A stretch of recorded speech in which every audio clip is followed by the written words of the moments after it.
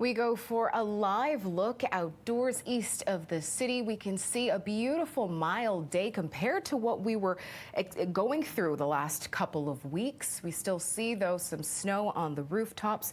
For a closer look at our weather conditions, we go to our weather specialist, Denise Andriacci.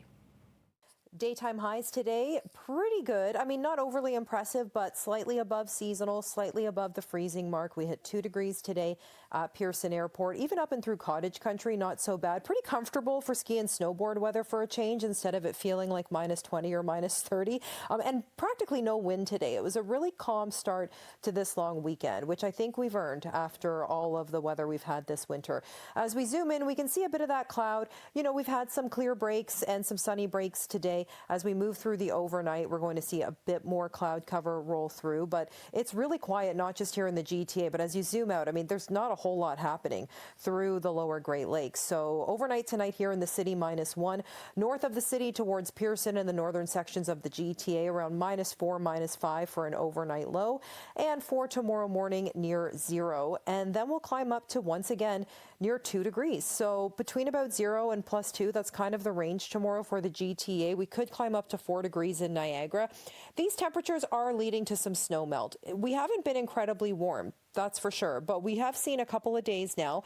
Once that cold air really broke last week, we have seen a couple of days that have just been above the freezing mark. And with that really impressive snowpack, it's going to take more than 2-3 degrees to really see a widespread melt, but it's kind of slowly getting there, and it's making for slushy, mucky conditions. So just being careful, because you can still slip and fall when you kind of start to get that melting happening, or you could get a melt and it gets watery and sort of some puddling out there, and then it refreezes overnight and it's a bit icy. So you do need to be mindful.